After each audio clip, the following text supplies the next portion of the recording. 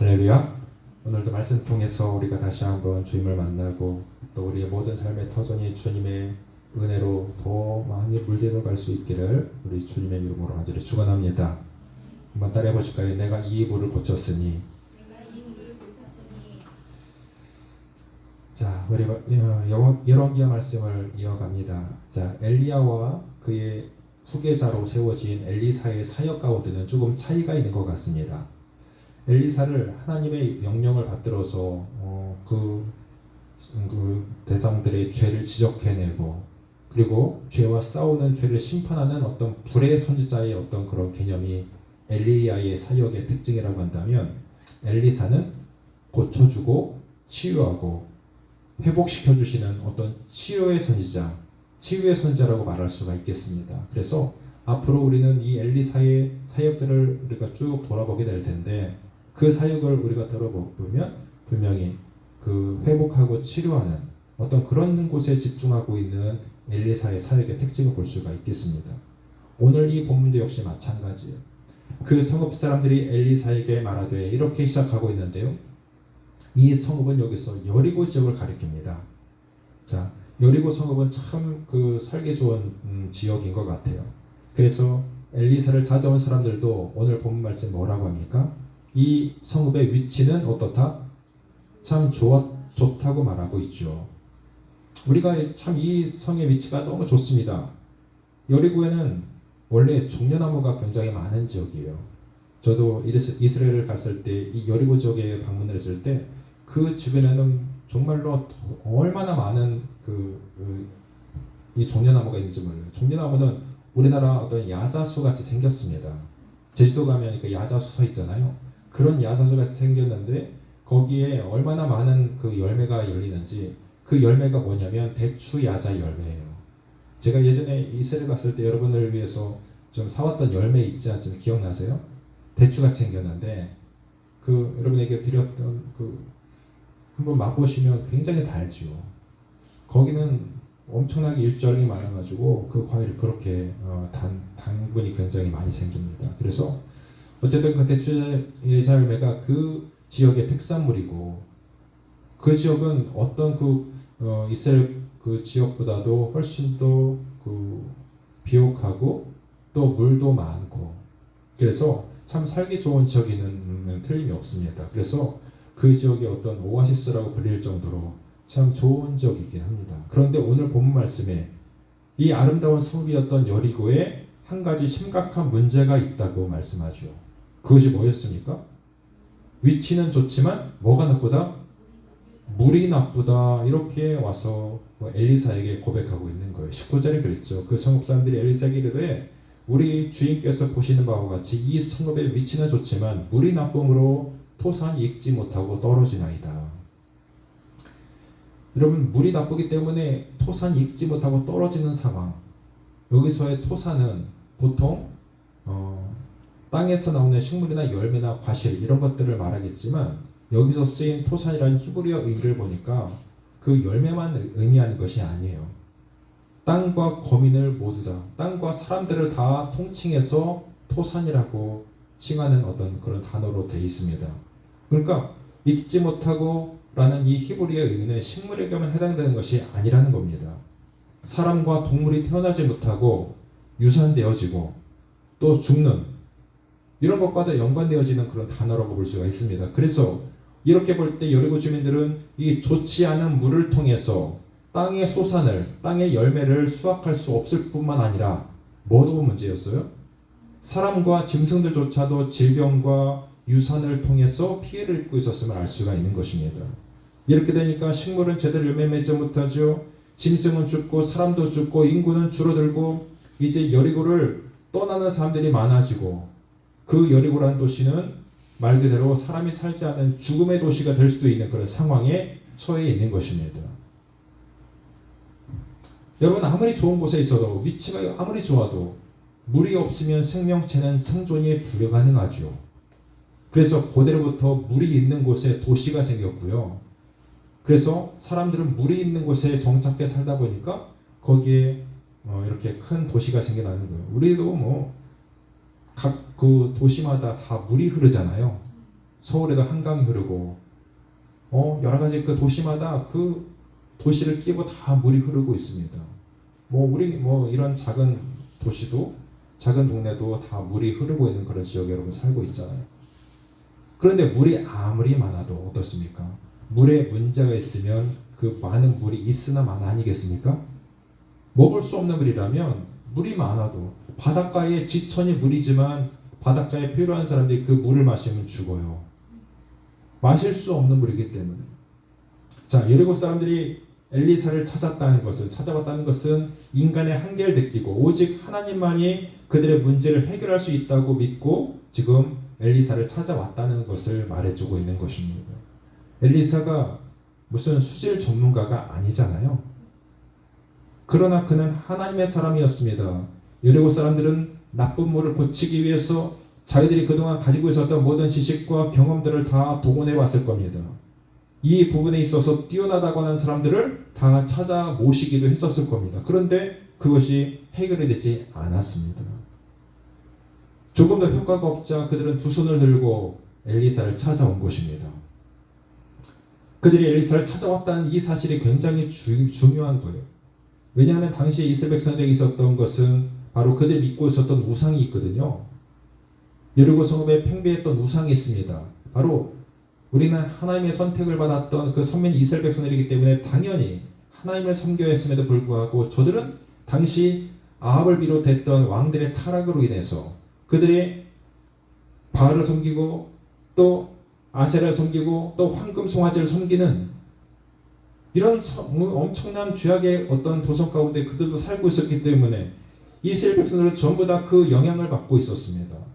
그렇기 때문에 그들도 바알을 섬겼던 거예요. 금송아지를 섬겼던 겁니다. 여러분, 그들의 대표적인 우상 바알은 어떤 신이냐면 바로 농경신이라고 불립니다. 농경신. 그럼 농경신이라면 뭘 줘야 되는 거예요? 비도 주고 그들 가운데 열매를 잘 맺게 할 수 있는 그런 능력을 그들 가운데 준다. 바로 그래서 농경신으로 불린 거 아니겠습니까? 지금 물이 나쁘다고 한다면 바알에게 빌어가지고 물을 좋게 달라고 분명히 그들이 얼마나 빌었겠습니까? 그런데 그것이 효과가 있어요, 없어요? 비를 주기도 하고 농사가 잘 되게 하면 그것이 농경신이 맞아요. 그런데 잘 먹고 잘 새겨줄 신으로 그들이 섬겼던 바알이 아무런 응답이 없습니다. 그들에게 아무리 이 물을 바꿔달라고 기도해봐도 그 바알은 전혀 응답하지 못했습니다. 마치 그 전에 엘리야가 갈멜산에서 그 우상의 선지자들과 450명 대 1, 아세라 선지가 더하면 850대 1로 싸웠을 때에 그들은 아무 응답을 할 수 없었던 것 같이 이들도 마찬가지로 바알에게 아무리 불러봤지만 그 농경신이라고 하는 바알은 아무런 응답을 할 수 없었습니다. 왜? 그 신은 만들어낸 신이고 죽은 신이기 때문에 자기들이 만들어놓은 신 앞에 그들은 이 비를 달라고 또 물을 바꿔달라고 간구해봤자 응답할 수 없는, 오직 비를 주시는 분은 또 어떤 것을 치료하시는 분은 천지 만물을 주관하시는 하나님께 있는 것이죠. 사랑하는 여러분, 어떤 문제든지 우리 인간의 노력만으로는 문제 근원을 해결할 수 없습니다. 하나님께 가지고 나와야 됩니다. 아멘. 선자에게 부탁한 것은 그들이 우상을 버리고 하나님 앞에 지금 엎드렸다는 뜻이에요. 그들이 우상을 버리고 그들이 의지했던 모든 것 버리고 지금 하나님, 우리가 잃어버리고 있었던 그 하나님을 지금 찾아와서 우리의 이 물의 근원을 고쳐 주시옵소서. 이렇게 지금 엘리사에게 간구하는 것입니다. 여러분도 삶의 문제를 만났을 때 다른 대상을 찾아가지 마시고 내가 어찌어찌 해보려고 하지 마시고 우리의 삶의 모든 열쇠를 쥐고 계신 하나님께 묻고 엎드리실 수 있길 바랍니다. 여러분, 그분 안에 다 해답이 있어요. 그분 안에 열쇠가 있어요. 더 나아가서 그들은 엘리사 선지자가 시키는 대로 지금 순종하고 있습니다. 10절 말씀 보시면 엘리사가 이르되 새 그릇에 소금을 담아 내게로 가져오라 하며 곧 가져온지라. 엘리사는 그들에게 소금을 가져오라고 하는데 그것도 새 그릇, 한 번도 쓰지 않았던 그릇에 소금을 담아오라고 시켰습니다. 그때 그들은 정말로 에사의 말대로 새 그릇에 소금을 담아왔습니다. 여러분, 소금은 정결을 뜻하는 것이고 우리가 뭔가를 방부 역할하는 그런 역할하는 거에 바로 소금의 역할이죠.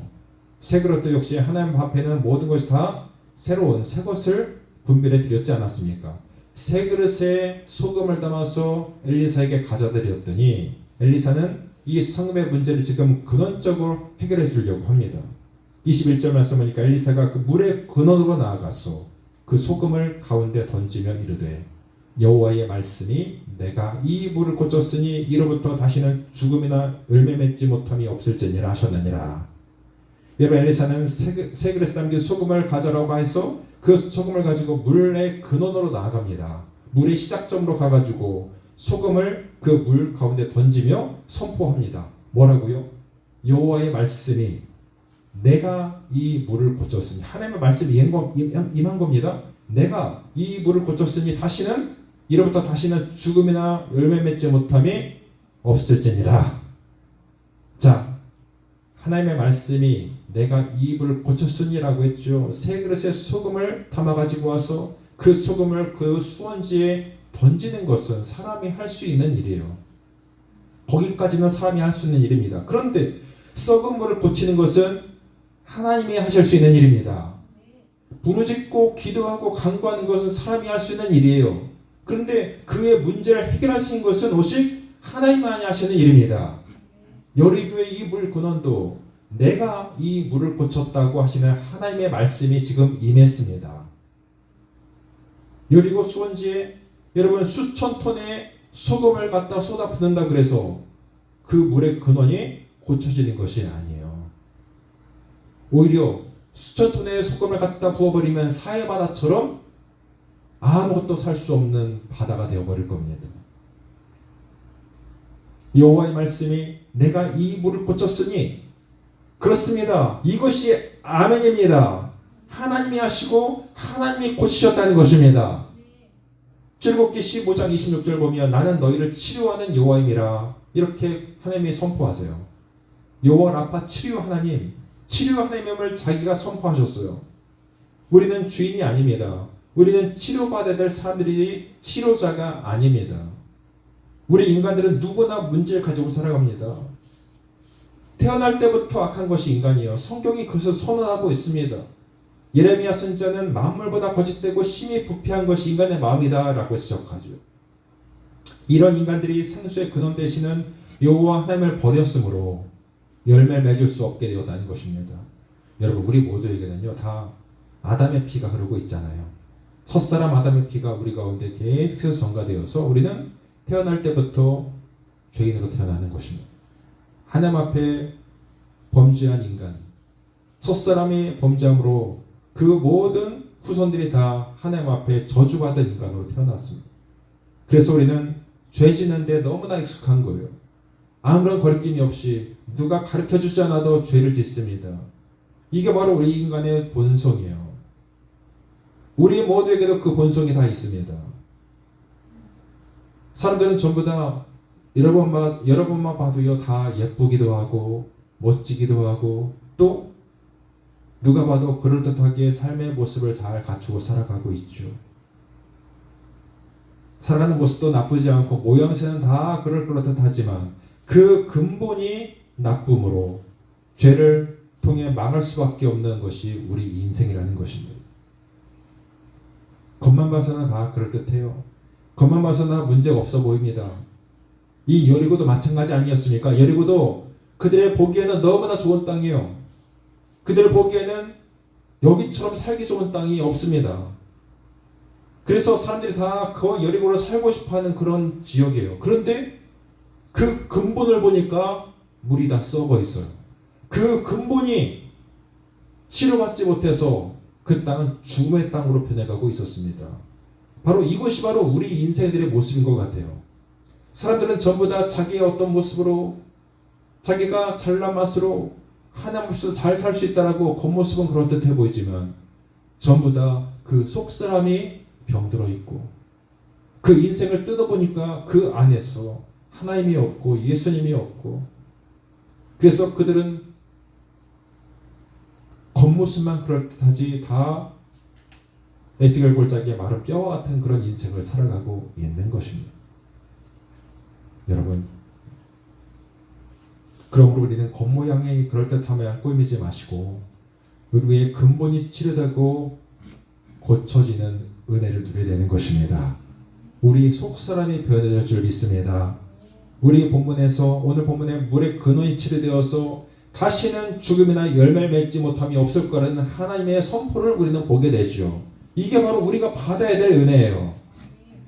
이처럼 성경 곳곳에서 물의 어떤 그런 문제가 나오고 있는데 출애굽했던 이스라엘 백성들이 겪었던 심각한 것이 바로 물의 문제 아니었습니까? 백성들이 40년 동안 광야를 걸어갑니다. 사막을 걸어갑니다. 그 광야와 사막길을 걸어가는데 지금 우리는 이렇게 30몇 도의 어떤 허덕이지만 그들은 더 뜨거운 태양빛에 지금 광야길을 걸어가고 있는 것입니다. 그때 그들에게 가장 필요한 것이 뭐였겠어요? 1차적인 것은 바로 물이 가장 필요했어요. 물이 없으면 그들은 결코 하루도 그 광야길을 걷기 힘들었을 것입니다. 그런데 광야에서 물을 찾는 것이 힘들었을 뿐 아니라 겨우 발견했던 우물은 물이 썩어서 마실 수 없는 상황이 벌어지기도 하였고, 그리고 물이 없다라고 모세와 아론을 죽이려고까지 했던 것이 바로 이스라엘 백성들의 모습이었습니다. 하나님께서는 이런 완악한 백성들에게도 은혜를 베푸셔서 하나님은 마라의 쓴물을 단물로 바꿔주시기도 하셨고, 그리고 모세에게 반석을 치라 하셔서 그 반석에서 물이 터지게 하심으로 그 백성들이 그 물을 실컷 마시게 하시는 은혜를 주셨습니다. 그리고 여러분 에스겔 47장 말씀 보니까 한번 자막을 통해 읽어볼까요? 자, 한번 시작. 그가 내게 이르시되 이 물이 동쪽으로 향하여 흘러 아라바로 내려가서 바다에 이르리니 이 흘러내리는 물로 그 바다의 물이 되살아나리라. 아멘. 여기 보니까 에스겔 선지자를 통해서 보여주신 이스라엘 회복에 대한 환상이거든요. 성전의 문지방에서 흘러나왔던 그 물이 어디까지 흘러가서 아라바의 바다까지 흘러가서 그 바다의 물이 살아나는 역사가 일어났다는 것. 죽은 바다와 강이 지금 살아나고 있어요. 그리고 그곳에서 많은 물고기가 번성하고 강가에는 각종 먹을 실과가 끊이지 않는 그 잎사귀는 약 재료가 되어지는 이런 놀라운 회복의 은혜, 살리시는 은혜, 바로 이스라엘 백성들이 바로 그 죽음의 땅에서 회복되어지는 그 은혜를 지금 이 환상을 통해서 에스겔에게 보여주신 것입니다. 여러분, 이 살리는 물이 상징적으로 예표하고 있는 것은 바로 예수 그리스도입니다. 그분이 생수의 근원이 되십니다. 주님을 만나면 우리는 생수가 넘쳐날 것이라고 말씀하셨어요. 요한복음 4장에서 우물가에서 만난 사마리아 여인에게 하셨던 말씀 기억하십니까? 예수께 대답하여 이르시되 이 물을 마시는 자마다 다시 목마르려니와 내가 주는 물을 마시는 자는 영원히 목마르지 아니하리니 내가 주는 물은 그 속에서 영원하도록 솟아나는 샘물이 되리라.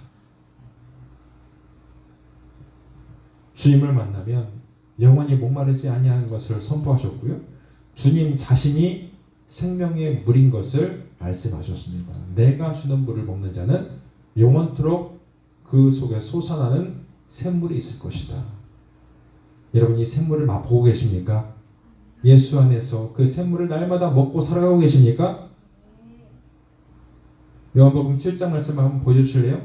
한번 읽어봅시다. 시작. 누구든지 목마르거든 내게로 와서 마시라. 나를 믿는 자는 성경의 이름과 같이 그 배에서 생수의 강이 흘러나오리라. 아멘. 여러분, 목마르시죠? 아침에도 물 많이 먹고 왔어요. 괜찮아요. 여러분, 우리의 영혼의 갈증은 결코 우리가 마시는 물로 해결할 수가 없습니다. 주님께 나오시기 바랍니다. 주님을 믿는 자는 그 배에서 생수의 강이 흘러넘칠 것이고 그 생수는 성령임을 요한복음 7장에서 예수께서 선언하셨습니다. 여러분, 우리의 생수의 근원 되시는 예수 그리스도 안에서 영원히 목마르지 아니하는 복음을 우리는 이미 받아들였습니다. 이보다 큰 복이 있을까요? 돈으로도 지식으로도 명예로도 결코 해결할 수 없는 목마름, 영혼의 목마름. 주님이 주시는 물을 먹고 영원히 목마르지 않는 인생이 되게 하신 우리 하나님을 찬양합니다. 그러기에 이제 우리의 영혼의 목마름을 해결한 우리에게 주신 사명이 있습니다. 엘리사 선지자처럼 감당해야 될 그 사명 말입니다.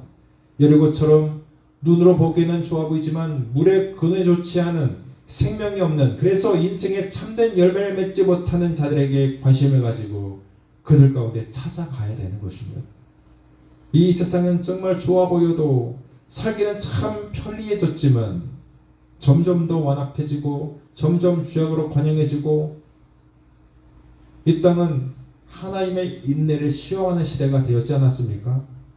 그래서 수많은 사람들이 하나님 없이 그냥 겉모습만 그럴듯하게 살아가고 있습니다. 이와 같이 그 근원이 썩어 있는데 그렇게 근원을 썩어서 살아가고 있는 그런 사람들에게 우리는 이 복음을 들고 내 안에 있는 이 생명의 생수를 그들 가운데도 좀 나눠주는 그 사명을 우리가 감당해야 되지 않을까요? 그리고 그들이 바로 엘리사를 찾아왔듯이 이러고 사람들이 엘리사를 찾아와서 그 문제를 해결하려고 간구하였듯이 바로 여러분의 주변의 사람들이 여러분에게 영향력 있는 여러분 때문에 여러분에게 찾아올 수 있는 그런 발걸음도 만들어야 되는 것입니다. 그들도 다시 목마른 물을 마시는데 만족하지 말고 영원히 목마르지 아니하는 생수를 맛보게 해줘야 되는 것입니다. 인생에서 가장 중요한 물은 예수 안에 있는 생명의 물이기 때문입니다. 나만 마셨다고 여러분 만족하지 마시고요. 그 물을 맛보지 아니한 인생들, 그들에게도 이 생명의 생수를 나누어줘야 되지 않을까요? 아멘. 이러기 위해서 우리를 먼저 불러주셨잖아요. 이러기 위해서 우리가 먼저 그 생명의 생수를 맛봤잖아요.